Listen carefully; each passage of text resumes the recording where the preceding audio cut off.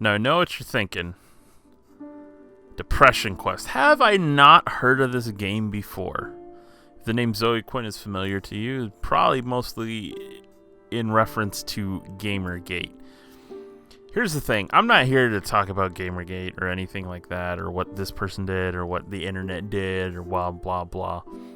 I'm just here to take a look at this game. As someone who's played Always Sunlight, as someone who's just recently played Anxiety Attacks, I wanted to see whether this game is actually not a great depiction of depression or not. Because what's getting lost in all this, I feel, is I don't know that many people have fairly judged this game for what it is. So, as someone with depression, I want to give this game a fair shake. I have no bone to pick with anyone here. I have no bone to pick with the internet. I have no bone to pick with Zoe Quinn. I just want to see how this game is. So let's begin. Alright. It is early on a Monday morning. You are a mid-20s human being. You have a significant other named Alex, who you are rather fond of. You met Alex through a mutual friend a few months back. Alex is 3 months younger than you are. Okay. Okay, she tries to be understanding when you're in one of your moods, as she puts it, though you're starting to feel like she doesn't understand what it's like for you, and this is a source of tension in your relationship. Coupled with reluctance to want to go to college parties, this feeds your worry of not being exciting enough for them. Okay. The rest of your social circle. Social circle is made up of a few close friends, some of which you've known from high school and some jobs that you've worked at. No, more or less. Okay, so it looks like right now they're trying to paint a vague picture that can sort of fit into most people. But yeah, you also have several online friends you talk to regularly that you feel less guarded with, possibly due to communicating from the safety of being behind the keyboard. You enjoy the low commitment of the friendship since they don't expect very much of you other than to listen and share personal thoughts and experiences. Despite the low commitment, you feel fairly connected with these people and tend to be more honest with them than the people you interact with in real life on a day-to-day basis. You feel incredibly nervous trying to make new friends on your own, and you are very good at talking yourself out of going to unfamiliar places or larger social engagements, regardless of how much you may actually want to attend. Meeting new people stresses you out to a high degree, and this is something you wish you could work past. Okay. Seems like you're pretty flaky. I'm going to try to get the gist of everything. It's not... I'm not saying for sure that the game is too wordy, but here's the fact of the matter is, doing these videos, I don't want to just sit here and ramble. I need to, I feel like I need to come in and out. Okay, some of whom you met at your day job or your life, as with your parents, but you're still in the process of figuring out what that means and how to go about it. You are also dealing with motivation issues that sometimes make dealing with these things difficult. You feel like this is probably your fault, and on bad days can feel inwardly angry and down on yourself for being lazy, but you're not quite sure how you can break out of it or how other people with these feelings and seem so very functional. You spend a lot of nights fixating and thinking about this, but never seem to do anything about it other than lose sleep. It's an unreasonably warm Wednesday evening. You've spent the past several hours at work. The past week or so, you found your job motivation flagging more so than usual. You've been in a fog practically all day, simply going through the motions without realizing even what you've been doing half the time, and yet time seemed to be moving at half speed. You're so checked out that when your boss approaches you to tell you that it's dead and you can go out early, it barely registers. As you walk home, the streets hiss from the recent rainfall. You know that your significant other will be in classes late until in another couple hours at least. You briefly consider using this serendipitous solitude to catch up on that project that you've been working haphazardly on. Alright, well, let's take a look at this project. While back, you and some older friends were at a bar catching up. After liquefying considerably more of your paycheck than was perhaps responsible and ending up thoroughly in your cups, you open up the only people you can really consider yourself close with. Having never really seen you in such a state, friends are taken aback by some characteristics. One of your friends suggested that you get involved with a hobby or a more regular, long-term basis, suggesting that spending your energy with something you actually care about might help you better cope with the crappiness of your 9 to 5. Although you were embarrassed that you let your guard down, you felt self-conscious. You began your project some months ago and miraculously managed to keep at it through your level of motivation. Okay, so again, very vague, just sort of trying to let you keep a general feel for it.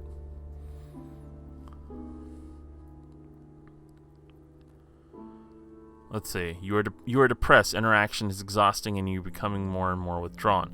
You are not currently seeing a therapist. You are not currently taking medication for depression. Okay. By the time you arrive home, change out of your uncomfortable work clothes, the stress is weighing down on you like a heavy wet wool blanket. Your computer seems to be staring you down from your desk. You want to sit down and work, but the mere thought of trying to work sends your stress levels flying. More than anything, you feel suddenly and absolutely exhausted and feel a strong desire to simply hide in bed. So I can crawl into bed. You're so stressed and overwhelmed you couldn't possibly accomplish anything anyways. 3, turn on the TV telling yourself you just need a quick half hour to unwind from work. Or 2, reluctantly sit down at your desk and try to make yourself do something. I'm going to suggest in this situation, reluctantly sitting down at your desk is not going to accomplish much of anything. Crawling into bed, though, is not going to help. Turn on the TV telling yourself you just need a quick half hour to unwind from work. We just need to see where this goes. It's nothing too intensive or whatnot. I think that's what we do. Turn on the TV. Just a half hour of TV, you tell yourself. Absently grasping for the remote, you don't so much sit down on the couch as sink into it. You turn on the TV and start going through your usual channel routine. After a few cycles of this, you realize that you're not doing much more than thumb calisthenics and absently killing time. You check the clock and see that over 20 minutes have already passed since you sat down. As your self-imposed time limit creeps even nearer, you become more and more anxious. You stand up and walk to the fridge, telling yourself, I'll just make a quick sandwich and get to work after that. Can't be productive on an empty stomach. As you eat, you start pacing around your apartment, heading past your bedroom in the process. You stop in the doorway as if physically unable to cross the threshold. Familiar waves of exhaustion start racking you, and you feel simultaneously tired and panicked. You close your door and head back to the couch. It's still early, yet you tell yourself, as long as I get into work an hour, I'll have plenty of time to be productive. As you flip the channels and let the CSI and Jeopardy reruns wash over you, and you sink deeper in the couch, feeling at once encroached upon and shielded by being quite literally swallowed up by it. As the second hour draws near, sure enough, you find yourself getting anxious and jittery.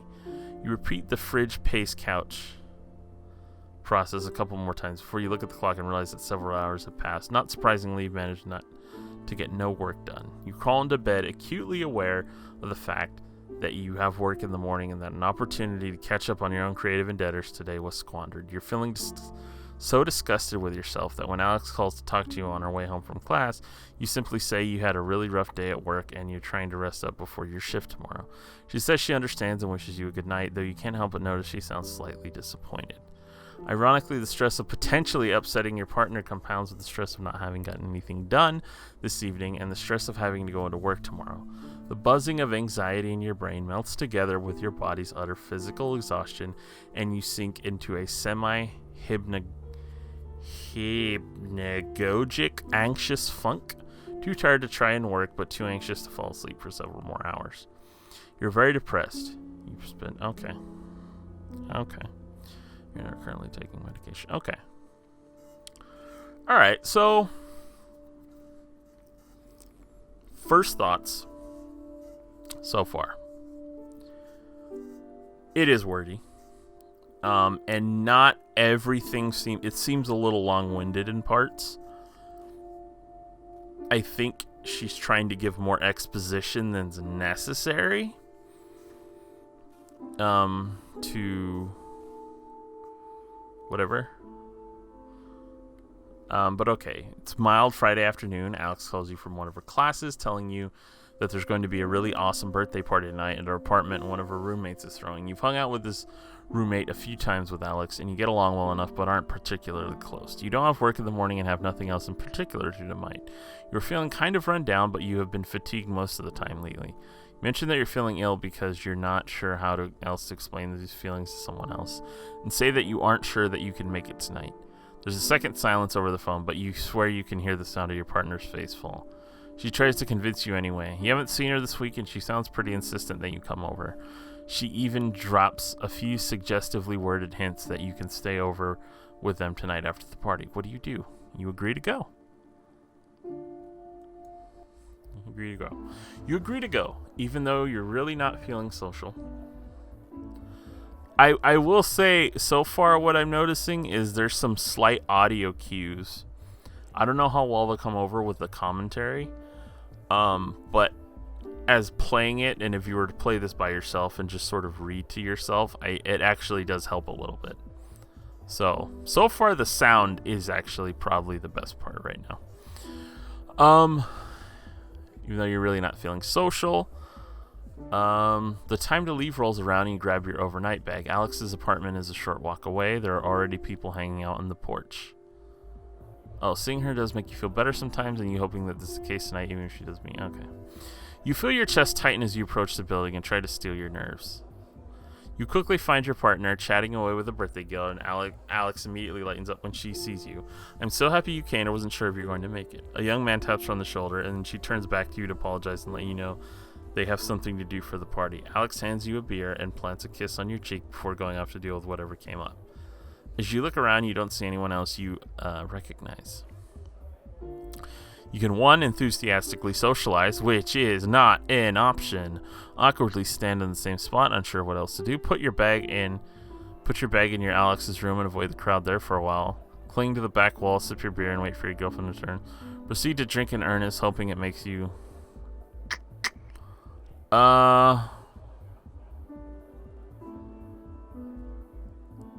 I am going to put my bag in Alex's room and avoid the crowd in there for a while. Take your bear and shift through the crowd until you arrive at Alex's room. The room is actually empty of other partygoers, and you sit on the bed as you set your bag down. Thankful for the personal space and feeling a lot less claustrophobic, you mess around on your phone while you sip beer. You keep telling yourself you'll go back out in 5 more minutes, but every time it rolls around, you feel the panic creep in and you stay rooted to this spot. You figure no one here knows you anyway, so it's unlikely that you'll be missed. A few minutes later, Alex comes into the room. Oh, there you are. I was wondering where you'd gone off to. I figured I might find you in here.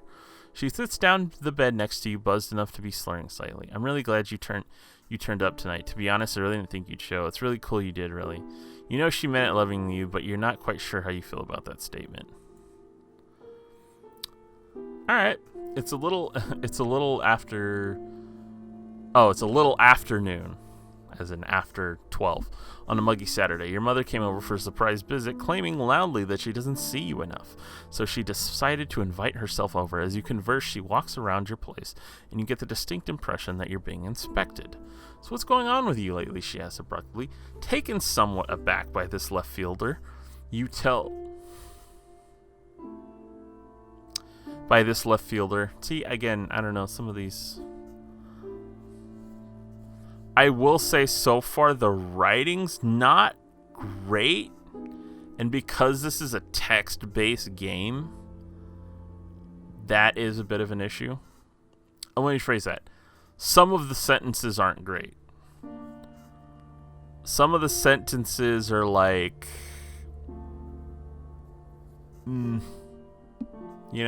but so far I actually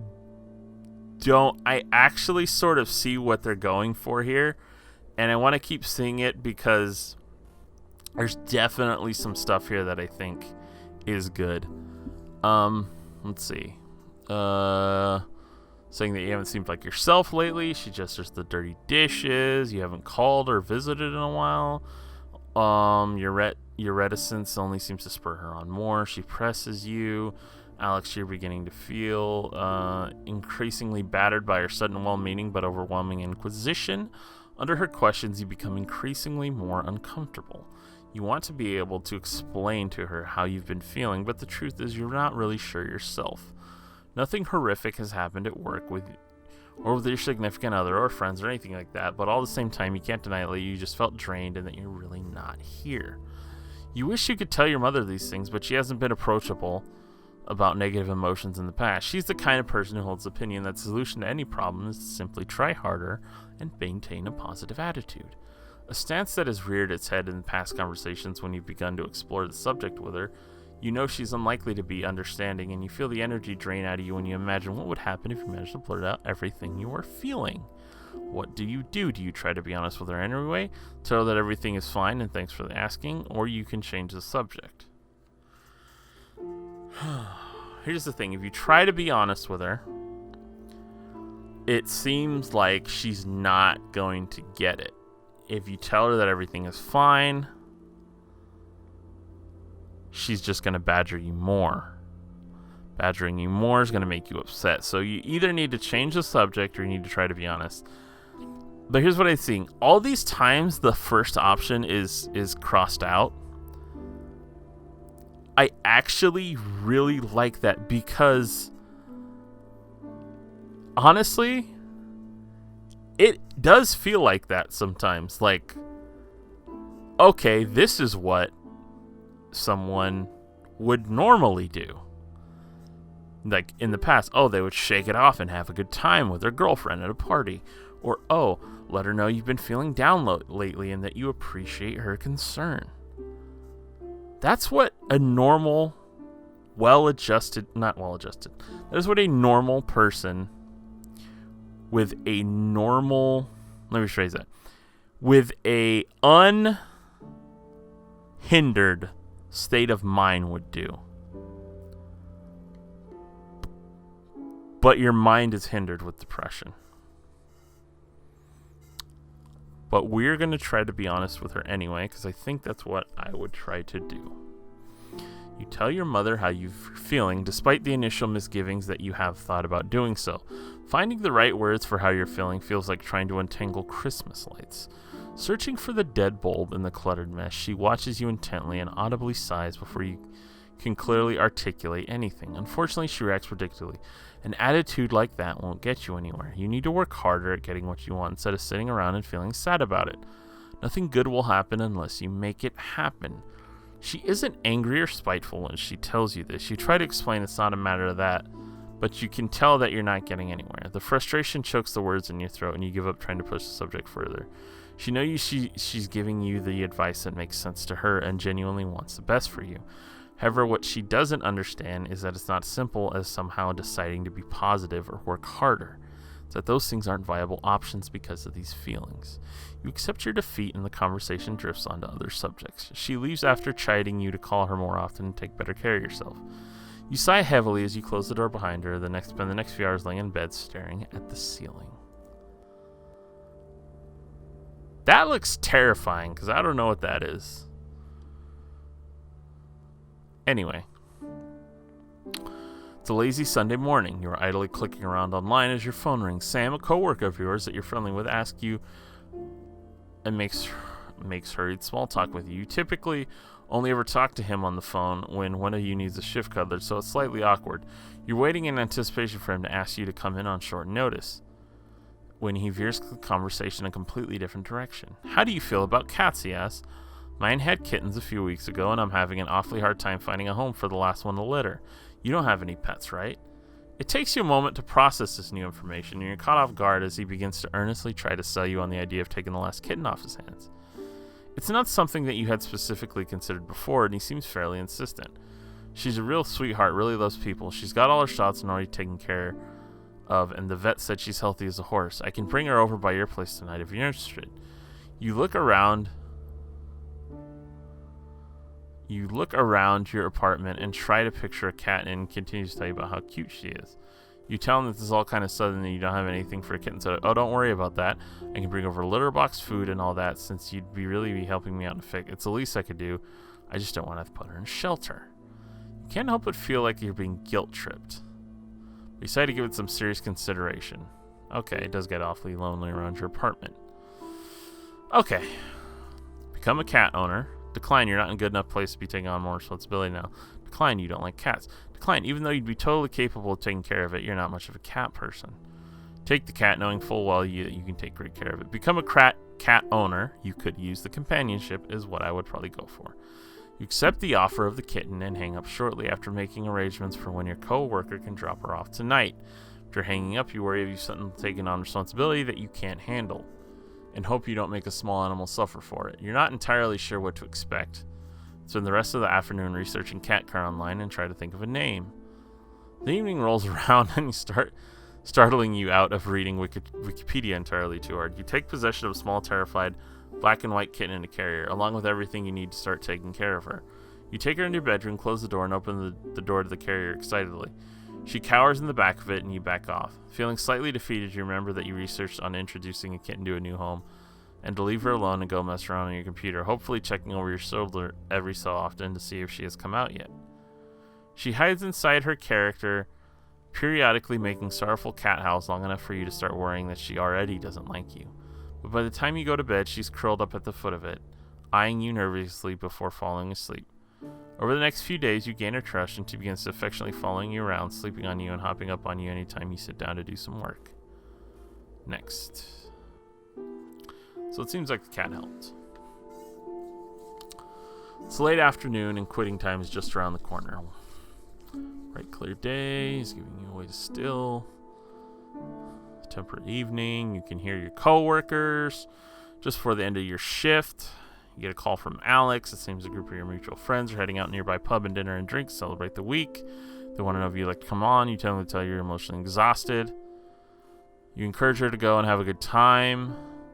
A couple hours or two, you find yourselves, but the effort feels futile since you know that she isn't going to go without you.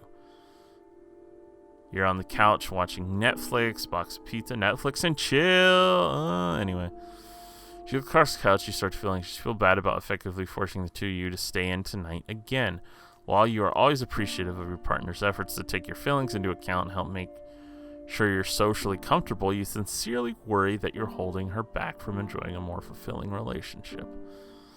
While she does seem to enjoy spending time with you as the two of you sit in comfortable, almost contented silence watching old shows you've seen 2 or 3 times before, your ever-increasing fear that your relationship is becoming one-sided weighs more and more heavily on you. You feel more than ever like a burden or a word to her, and it's virtually impossible for you to see what value you could possibly offer her in return. Worst of all, this nagging fear has made you feel more self-conscious than ever, withdrawing ever inwards, and you've started to pull away even from Alex herself. What do you do?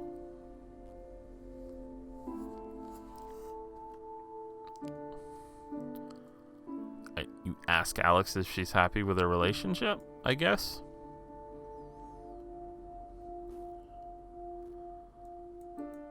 You know that despite the bad times your girlfriend sincerely loves you, relationships are a two-way street, and you resolve to always be there for her like she's been for you. That's crossed out. I'm curious if anything we did made number 2 crossed out, but let's see. We'll ask her if she's happy with the relationship. You look over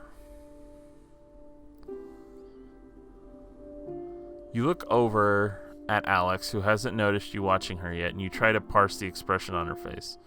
Worry that it's one of sheer boredom and bare tolerance. You wonder if she's thinking about all the fun things she could have been doing tonight if she wasn't trapped on this couch with you, ordering from one of the same 3 takeout places that you always order from. A sense of disappointing her creeps over you as you picture the night that could have been if you'd just accepted the invitation she made earlier. I know this is a pretty boring Friday night for you. Are you really happy being with me, being like this? She turns to look up at you, forehead wrinkled. Why do you ask that so often? Well, oh, wow. You feel your body stiffen and pull away. See, that's the thing. I didn't know you asked that all the time. It's probably silly, but it's reassuring when I hear we're on the same page. I want to make sure I'm right for you. I know it's not what you'd usually be up to. I don't know. I guess I get kind of worried that you're getting bored sometimes. Never mind. 3. I think I know that's what he's worried about. I mean, that's what you're worried about. Your withdrawnness is now affecting her withdrawnness, or I guess making her more withdrawn to withdraw with you, so you worry that this isn't what she'd be normally up to. I know it's not what you'd usually be up to. What do you mean by that? I just mean you actually like going out, doing things, partying and stuff, you know? She sighs and falls against the couch. It's not like I want to do those things all the time. I like nights in too, just like everyone else. She turns to you, frustration wearing on her face. Sometimes I swear it feels like you don't know me at all. It's not that, your voice trails off and you notice that she has an exasperated look on her face that you've seen once or twice when you have conversations like this. Conversations where you poorly express your own self-doubt and insecurities, seeking reassurance but really feeling like you're making things worse. She sighs again, this time louder, turning towards the flickering screen. I like spending time with you, okay? If I didn't, I wouldn't be here. The no tone in your voice makes you think otherwise, but you take it as a sign that you should probably drop it for now and you feel badly for upsetting things.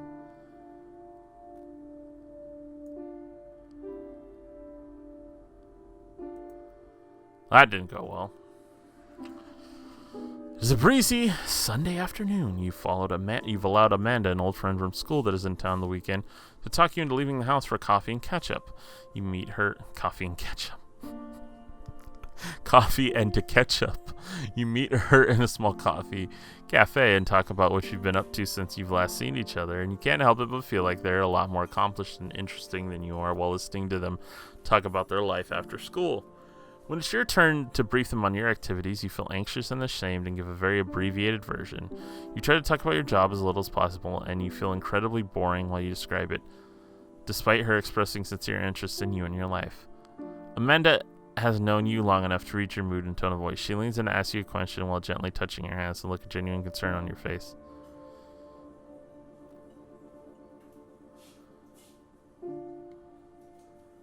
What's wrong? Do you suggest to change the location and confide in her honestly? Test the waters and open up a little, hoping she'll understand. Insist that nothing is wrong and change the subject. Defensively ask what she means by that, or notice that your hands are shaking. It's such a small question, but it feels like a blow to the gut. You surprise yourself when you realize that your tightly clenched fists are now beginning to shake slightly. Despite your best efforts, you feel tears begin to sting at your eyes. You try to disguise this by tilting your head up and praying that they'll suck back in. She suggests that the two of you get out of here, and you feel mortified. She offers to go back to your apartment with you, but the two of you end up talking in her car for 2 hours as the words just pour forth from you. Amanda seems unsure of what to say at times, but she listens and rubs your back as you sob and talk.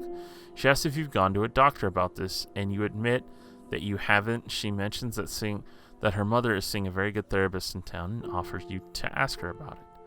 You're not thrilled about the idea of going to a therapist, and even less thrilled that Amanda might be telling someone about your problems, but she persists and tells you to email you the doctor's contact information.